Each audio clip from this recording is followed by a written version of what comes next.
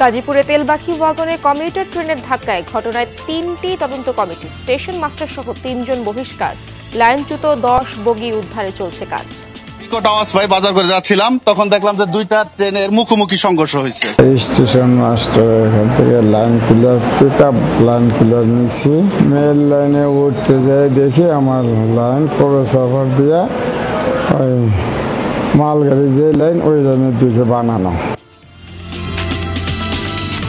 হবিগঞ্জে গতকাল বাস ওভারটেক করতে গিয়ে প্রাইভেট কারের সাথে সংঘর্ষ হয় ট্রাকের। একই পরিবারের নিহত ৪ জনের দাফন পটুয়াখালীতে।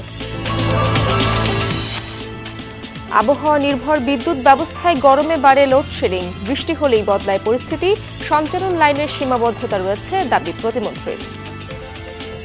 অনেক গরম, বাচ্চারা লেখাপড়া করতে পারে না, ঘুমাইতে পারে না। যে লেভেলে আমাদের ডিস্ট্রিবিউশন কোম্পানিগুলো তো রয়েছে সেই লেভেলে পিটিসিবি তৈরি হয়, আমাদের পিটিসিবি ট্রান্সমিশন লাইন হয়েছে, কিন্তু কিছু কিছু জায়গায় কিছু কিছু পকেট জায়গাতে কিন্তু সেই লেভেলটা এখনো তৈরি হয়। ভোটই যেন নেশা মাদারীপুরের মিজানুরের, বারবার হেরে গেলেও দমে যাননি। এবার অংশ নিয়েছেন রাজৈরের উপজেলা নির্বাচনে। আমি যে আন্তাজের মানুষ, তার চাইতে জনগণ আমাকে বেশি ভোট দেয়, এই জন্য জনগণের ভালোবাসা ছেড়ে আমি থাকতে পারি না। নিয়ন্ত্রণহীন আশুগঞ্জ ধানের মোকাম, আড়তে মিলছে না ন্যায্য মূল্য, কারসাজি রোধে ব্যবস্থা নেওয়ার আশ্বাস প্রশাসনের। ধরে গিয়া ধানের ফুসেনে গিয়া ধান হইছে আল্লাহর রহমতে বাম্পার হইলে কি আমরা তো দর পাইতাছি না। মিলার পার্টিরা চতুর্দিকে ধান পাইতেছে না, এজন্য গালার মধ্যে একটু বাজারটা কম। নিষেধাজ্ঞা শেষেও ইলিশের আকাল ভোলার মেঘনা তেতুলিয়ায়, হতাশায় জেলেরা। ভারী বৃষ্টি হলে পরিস্থিতি বদলের আশা মৎস্য বিভাগের।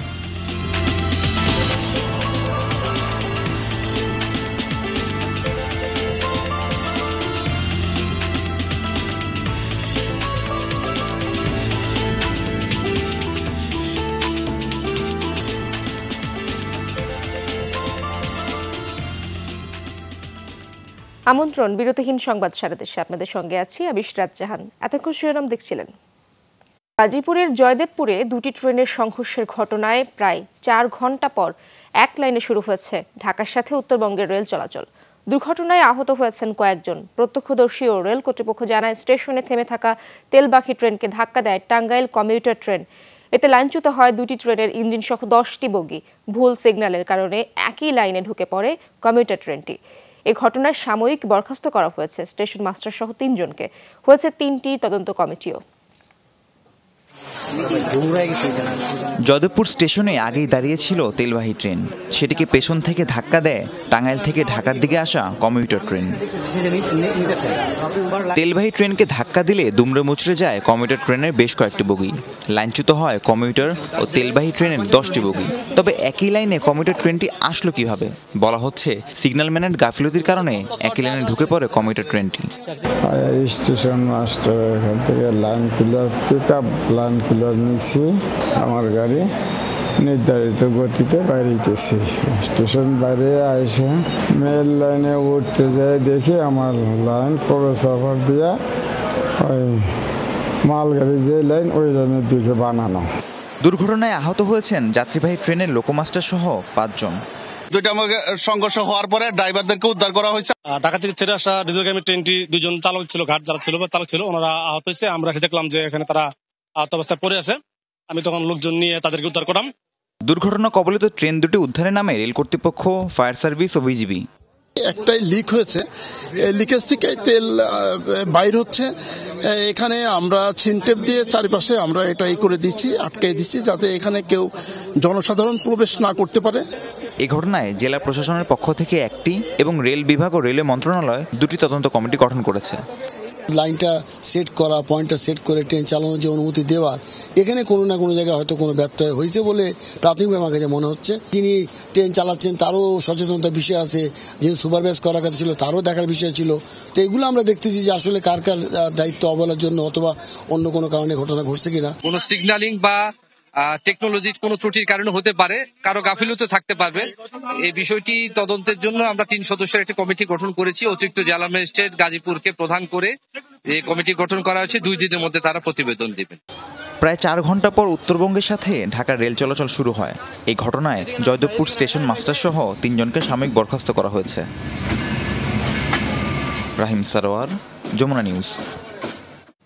দর্শক, গাজীপুরের জয়দেবপুরে দুর্ঘটনাস্থলে রয়েছেন আমার সহকর্মী পলাশ প্রধান। সরাসরি জানতে চাচ্ছি তার কাছে। পলাশ, লাইনচ্যুত বগি উদ্ধারের কি অবস্থা সর্বশেষ, এবং আপনি জানাচ্ছিলেন আমাকে যে একটি লাইন দিয়েই ট্রেন চলাচল হচ্ছে, অপর লাইনের কি অবস্থা, কখন উদ্ধার কাজ শেষ হবে?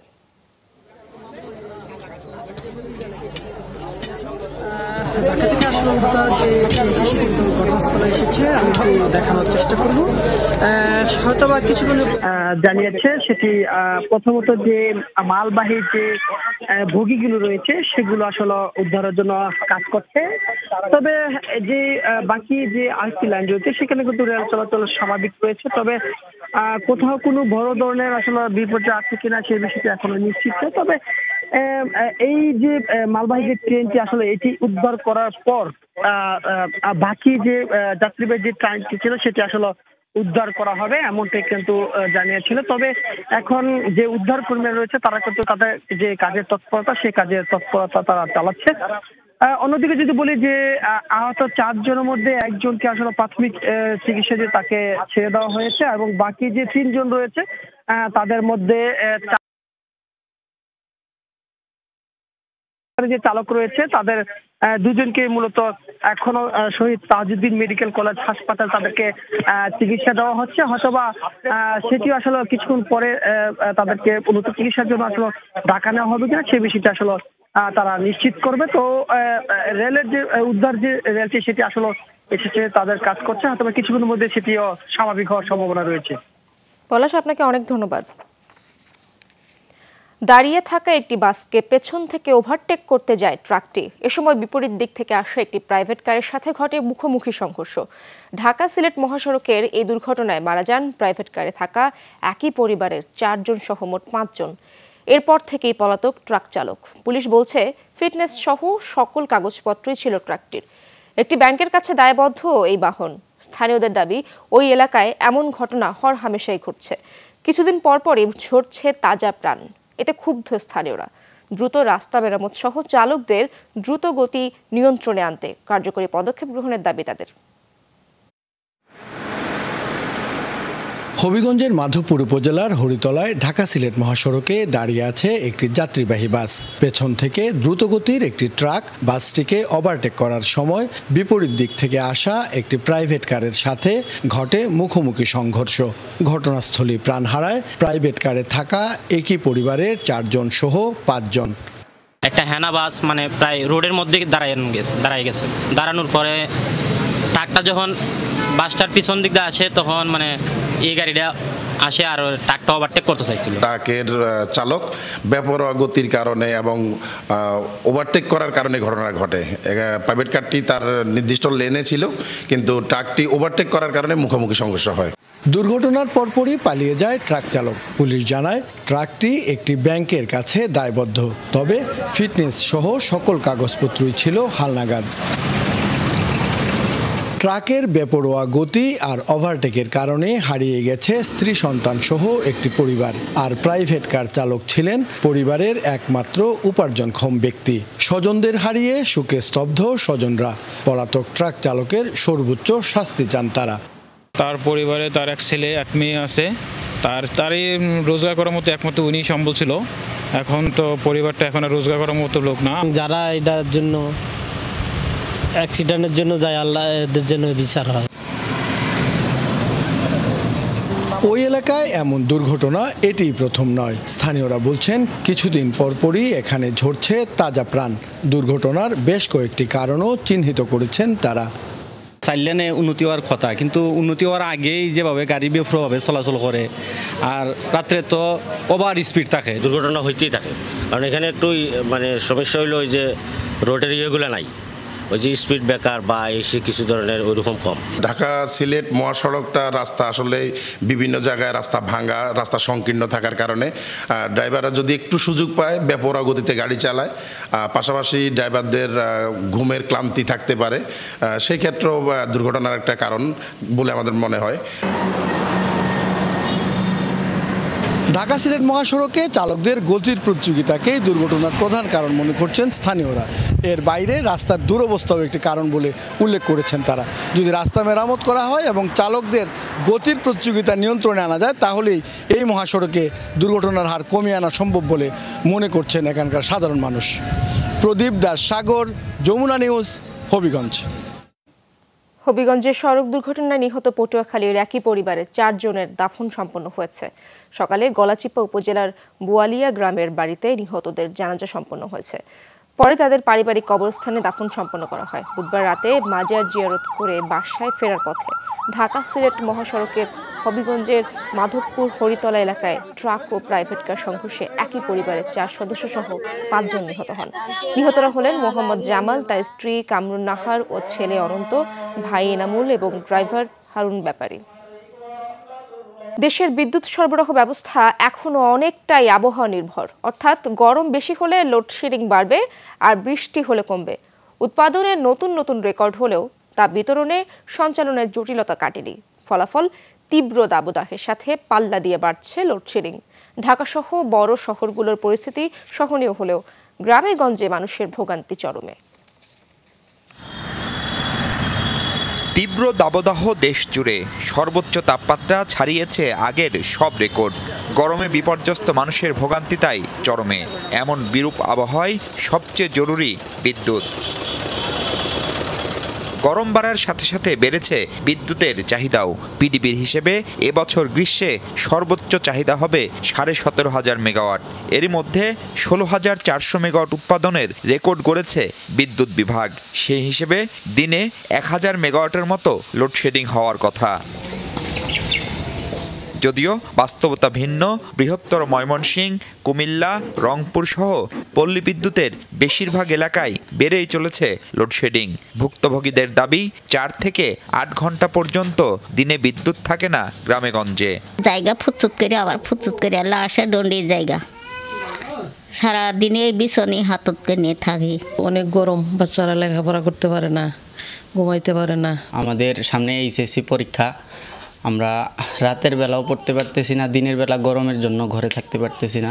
কারেন্ট না থাকার কারণে দোকানে কাস্টমারও আসে না। আমরাও আপনার শরীর নিয়ে মনে করেন কোথাও মনে করেন যাই বাড়িতে পারতেছি না। কারেন্ট যদিও থাকে, ভোল্টেজ মোটেই নাই। ভোল্টেজ না থাকার কারণে আমাদের সেচের গুলো নষ্ট হইতেছে। চাহিদা বেড়ে যাওয়ায় যে এই সংকট তা স্বীকারও করেছে পল্লী বিদ্যুতের দায়িত্বশীলরা।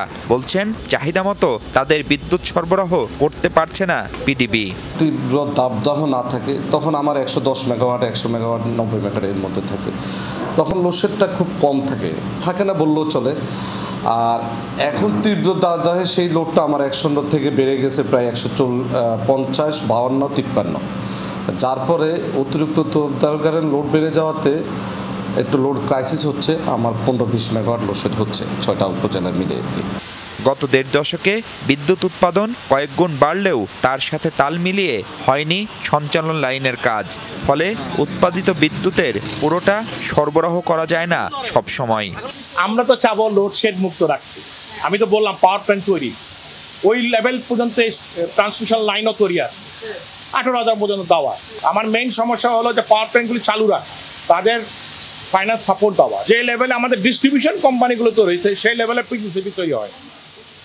এখন যখন হিট রেট বাড়তেছে, এখন আমাদের পিসিসিবি ট্রান্সমিশন লাইন হয়েছে, কিন্তু কিছু কিছু জায়গায় কিছু কিছু পকেট জায়গাতে কিন্তু সেই লেভেলটা এখনো তৈরি হয়। সেগুলো আমাদের যত দ্রুত সম্ভব আমাদের করতে হবে। এমন অবস্থায় ভুক্তভোগী মানুষের মতো কখন বৃষ্টি হবে, গরম কমবে, তখন লোডশেডিংও থাকবে না সেই আশায় বিদ্যুৎ বিভাগও।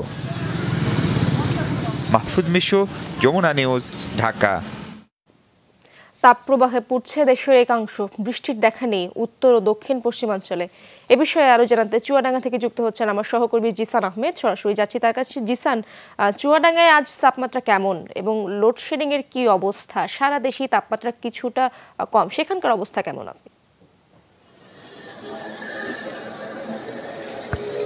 চুয়াডাঙ্গার তাপমাত্রাও কিছুটা হ্রাস পেয়েছে, তবে তাপমাত্রার যে অনুভূতি সেটা কিন্তু আসলে আগের মতোই অনুভূত হচ্ছে, কেননা সকাল থেকে আমরা দেখছি যে সূর্যের যে তীব্রতা, রোদের যে প্রখরতা তার কাছে আসলে এক প্রকার হার মানছে এই অঞ্চলের জনপদ। আজ চুয়াডাঙ্গার সর্বোচ্চ তাপমাত্রা রেকর্ড করা হয়েছে 41.2 ডিগ্রি সেলসিয়াস। তাপমাত্রার পারদ কিছুটা কমেছে, তবে গরমের তীব্রতা সেই অর্থে কমেনি বলাই যায়। আমরা দেখেছিলাম যে সকাল থেকে যেহেতু শুক্রবার, সাধারণ মানুষের আনাগোনা খুবই সীমিত ছিল, সড়কগুলোতে যানবাহনের সংখ্যাও তুলনামূলক কম ছিল। স্থানীয় আবহাওয়া অফিসের পক্ষ থেকে যে পূর্বাভাস রয়েছে আগামী 6 থেকে 12 মের মধ্যে বৃষ্টিপাতের পূর্বাভাস, সেক্ষেত্রে এখনো পর্যন্ত বলাই যায় যে আগামী 2-3 দিন এরকম পরিস্থিতি বিরাজ করতে পারে, তারপরে হয়তোবা বৃষ্টির দেখা মিলতে পারে। বৃষ্টি দেখা মিললে হয়তোবা কিছুটা প্রশান্তির ছোঁয়া পেতে পারে এই অঞ্চলের মানুষ। দেশের বিভিন্ন জায়গায় গতকাল থেকে বৃষ্টির খবর পেলেও চুয়াডাঙ্গা থেকে এখনো পর্যন্ত সেরকম কোনো পূর্বাভাস কিংবা সম্ভাবনা একেবারেই নেই, যার কারণে সেই উত্তপ্ত গরমেই কিন্তু আসলে সাধারণ মানুষ পড়ছে। আরেকটি বিষয় জানতে চেয়েছেন যে লোডশেডিং গরমের সাথে পাল্লা দিয়ে কিন্তু বিশেষ করে গ্রাম অঞ্চলে বিদ্যুৎ ব্যবস্থা একেবারে বিভ্রাট দেখা দিচ্ছে। বিভিন্ন সময় আমরা দেখছি বিশেষ করে রাতে কিন্তু আসলে বিদ্যুৎ অনেক সময় থাকছে না বেশিরভাগ সময়, এবং একটি রাতে এবং আমরা দেখছি যে 3 থেকে 4 বার কিন্তু আসলে বিদ্যুৎ যাওয়া আসা করছে। বিদ্যুতের আপনার কাছ থেকে পরবর্তীতে আবারও জানার চেষ্টা করব। আপনাকে অনেক ধন্যবাদ। আগামী 6 মে থেকে সারা দেশে বৃষ্টিপাতের প্রবণতা বৃদ্ধি পাবে। মে মাস জুড়ে তাপপ্রবাহ অতি তীব্র হওয়ার সম্ভাবনা কম বলে জানিয়েছে আবহাওয়া অফিস। আগামী 24 ঘন্টার মধ্যে ঢাকা বিভাগের বিভিন্ন স্থানে অস্থায়ী বজ্রসহ বৃষ্টির সম্ভাবনা রয়েছে। সিলেট এবং চট্টগ্রাম বিভাগ ছাড়া অন্য স্থানে তাপপ্রবাহ বয়ে যাচ্ছে জানিয়ে আবহাওয়া অফিস জানায়, মে মাসে 3 থেকে 5টি শিলাবৃষ্টি সহ 2-1টি কালবৈশাখী ঝড় হতে পারে। তবে এপ্রিল মাসের তুলনায় চলতি মাসে তাপপ্রবাহের সম্ভাবনা কম। এছাড়া গত 24 ঘন্টায় রাজধানী ঢাকায় 10 মিলিমিটার আর রাঙামাটিতে সর্বোচ্চ 67 মিলিমিটার বৃষ্টি রেকর্ড করা হয়েছে। 5 তারিখের মধ্যে মোটামুটি অনেকটা হবে, 6 তারিখ থেকে সারা দেশে অনেকটা তাপপ্রবাহটা প্রশমিত হবে এবং 6 তারিখের পর থেকে ওইভাবে তাপপ্রবাহ থাকার সম্ভাবনা না। সেই সময় কিন্তু বৃষ্টিপাতের প্রবণতাটা বৃদ্ধি পাবে এবং বৃষ্টিপাতের ওই স্পেলটা পার হয়ে যাওয়ার পরে আসলে পরবর্তী অবস্থা তাপপ্রবাহ বোঝা যাবে যে কী অবস্থা ধারণ করতে পারে।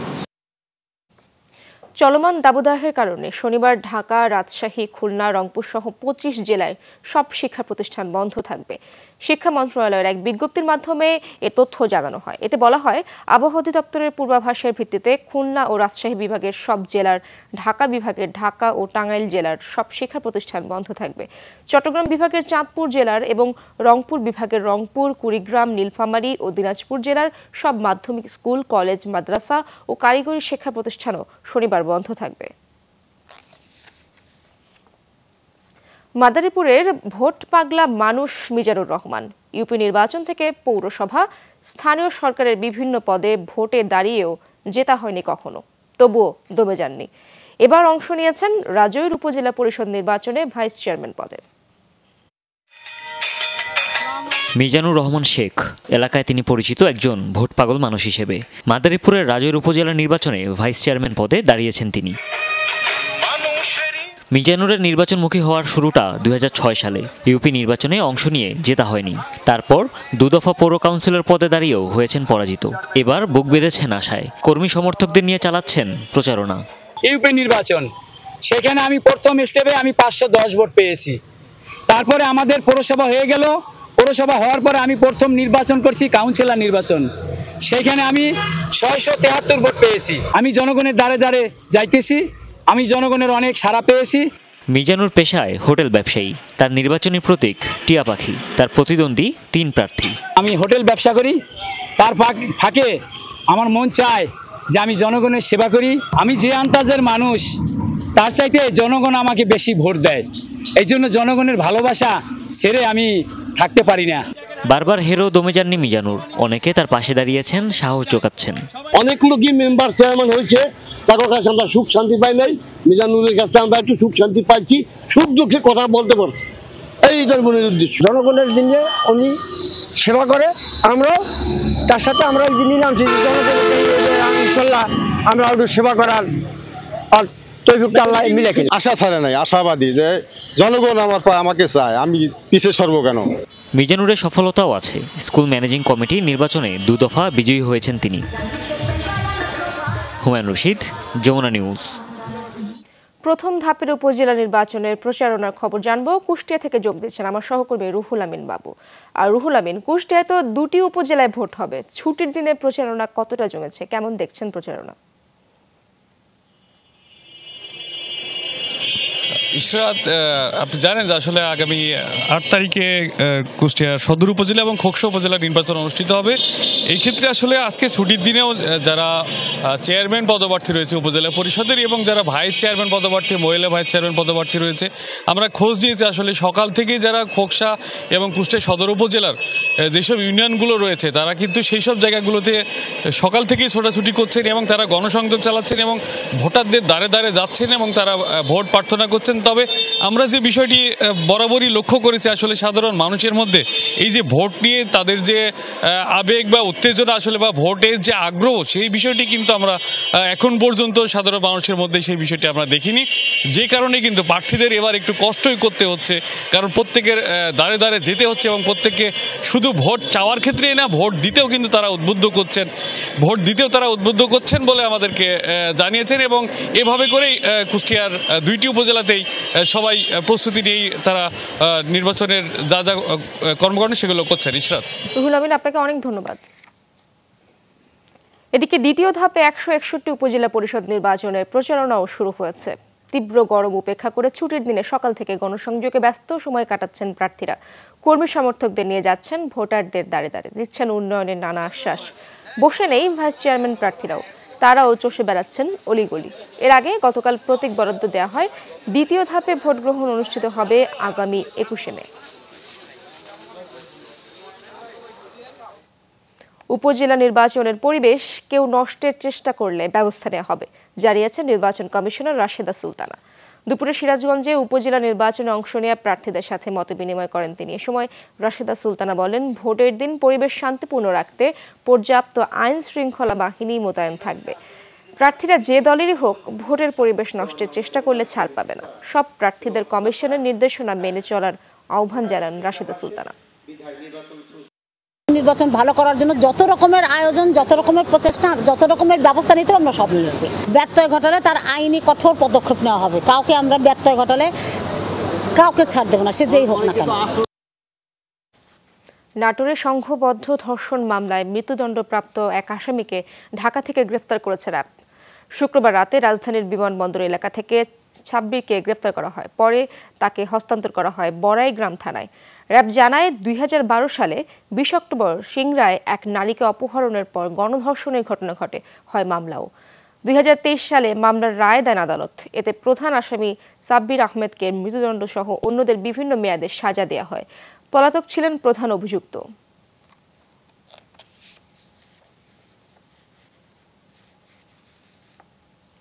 হাওড়াঞ্চলের বৃহৎ ধানের মোকাম আশুগঞ্জ নিয়ন্ত্রণহীন। কৃষক ব্যাপারীদের কাছে এক এক রকম দাম বলছেন আড়তদাররা। কেউ মোটা চালে মন প্রতি 800, কেউ বা তারও বেশি বলছেন। চিকন চালে তা 1000 ছাড়িয়েছে। কারসাজিতে জড়িতদের বিরুদ্ধে ব্যবস্থা নেওয়ার আশ্বাস প্রশাসনের। আশুগঞ্জে মেঘনা নদীর বিওসি ঘাট। সকাল থেকে রাত ভিড়ছে ছোট বড় নৌকা, আসছে হাওরের ধান, আনছেন ব্যাপারীদের পাশাপাশি কৃষকরাও। হাওড়াঞ্চলের অন্যতম বৃহৎ ধানের মোকাম আশুগঞ্জে।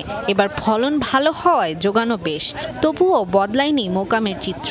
নিয়ন্ত্রণহীন দাম, এতে বিপাকে কৃষক ব্যাপারীরা। শঙ্কা ন্যায্য মূল্য পাওয়া নিয়ে। ধান হইছে আল্লাহর রহমতে বাম্পার হইলে কি আমরা তো দর পাইতাছি না, দর খুব কম। ধানের বাম্পার ফলনের কারণে মানে আমদানিটা একটু বেশি না, এজন্য মিলার পার্টিরা চতুর্দিকে ধান পাইতেছে না, এজন্য গালার মধ্যে একটু বাজারটা কম।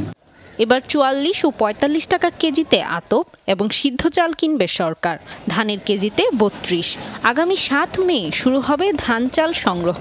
তার আগে মোকামের নৈরাজ্য রোধের মনিটরিং জোরদারের দাবি জেলা চালকল মালিক সমিতির। ফুড অফিস এবং ডিসি অফিস এবং ইউনো অফিস মিলিতভাবে মনিটরিং করে তাহলে আরও ভালো হবে সরকারের জন্য এবং কৃষকের জন্য, সবার জন্যই ভালো হবে। ইউএনও জানালেন, কৃত্রিম সংকট তৈরির চেষ্টা করলে ব্যবস্থা নেওয়া হবে। আর বাজার নিয়মিত তদারকি চলছে বলে দাবি খাদ্য বিভাগের। অটো রাইস মিলগুলি আছে এবং তাদের যে গোডাউনগুলি আছে সেইগুলি আমরা নিয়মিত পরিদর্শন করছি এবং কোনো ব্যবসায়ী যাতে কৃত্রিম কোনো ধরনের সংকট তৈরি বাজারে করতে না পারে সেই জন্য আমরা সচেতন আছি এবং নজরদারিতে রাখছি প্রত্যেকটি বাজারকে। আমাদের অভিযানে আমরা যে সকল অনিয়ম পেয়েছি আমরা জরিমানার আওতায় এনেছি, আর আমাদের এই কার্যক্রম অব্যাহত থাকবে।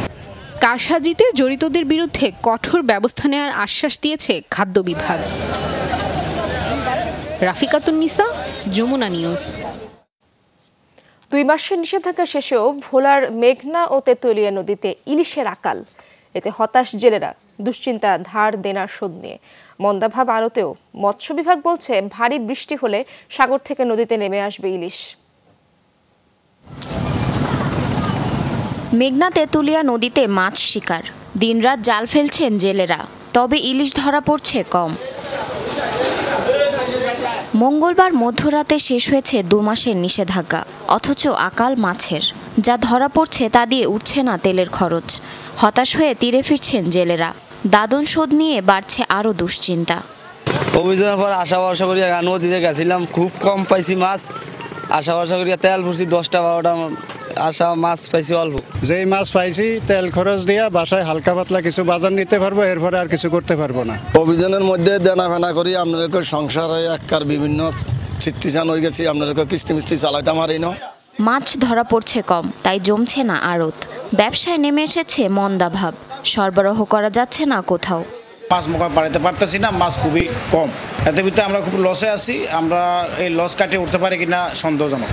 মৎস্য বিভাগ বলছে ভারী বৃষ্টি হলে বদলাবে চিত্র, সাগর থেকে নদীতে ফিরবে ইলিশ।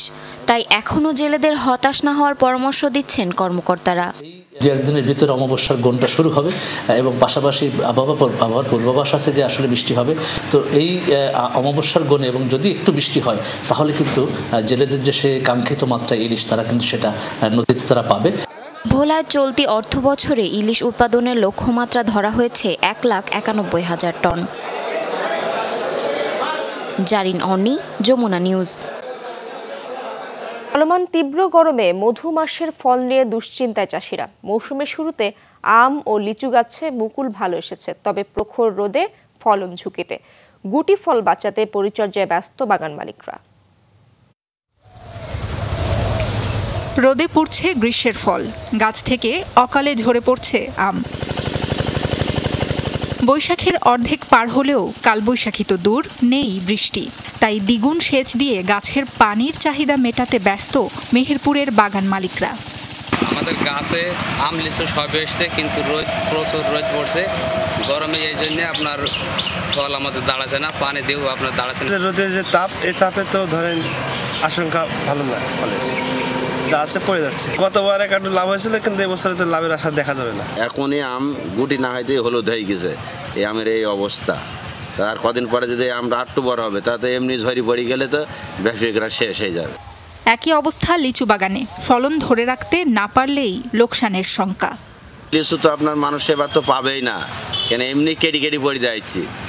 বোম্বাই লিচু যদি বৃষ্টি মিষ্টি হয় তাহলে বোম্বাই লিচু কিছু থাকবে, তাছাড়া আটের লিচুর অবস্থা এবার 4 ভাগের 1 ভাগ দাঁড়াবে। সেচ দেওয়ার পরে তো 24 ঘন্টা পরে আবার দেওয়া না দেওয়া সমান হয়ে যাচ্ছে। লিচু এক সাইডে শুকিয়ে যাবে, আর কিছুদিন বাদে তো এমনি সম্পূর্ণটা শুকিয়ে, আর কিছুদিন বাদে এক সাইড সব পুড়ে যাবে খরার তাপ, যতদিন বৃষ্টি না হবে। চলতি বছর জেলায় আমের চাষ হয়েছে 3,336 হেক্টর জমিতে। প্রায় 800 হেক্টর জমিতে আছে লিচু বাগান। লক্ষ্যমাত্রা পূরণে নিয়মিত বাগান পরিদর্শন ও তদারকি করছেন কৃষি কর্মকর্তারা। আমরা চাষিদেরকে এই বিষয়ে রিং পদ্ধতিতে গাছে করে সেচ দেওয়ার জন্য বলতেছি, এবং সম্ভব হলে আমাদের ফুড পাম্প দিয়ে তাদের গাছের সেচ দেওয়ার ব্যবস্থা করতে বলতেছি। এই বিষয়ে আমাদের লিচু গাছ বা অন্যান্য কাঁঠাল সহ সব ফসলই আমরা সেচের কথা বলতেছি। জেলায় হিমসাগর, আম্রপালি, আটি, বোম্বাই, ল্যাংড়া, গোপালভোগ জাতের আম চাষ হয়েছে। এ অঞ্চলের আটি, বোম্বাই, মুজাফফরি ও চায়না 3 জাতের লিচুরও বেশ কদর। সাবরিনা লিজা, যমুনা নিউজ। দর্শক, এই ছিল সংবাদ সারা দেশে।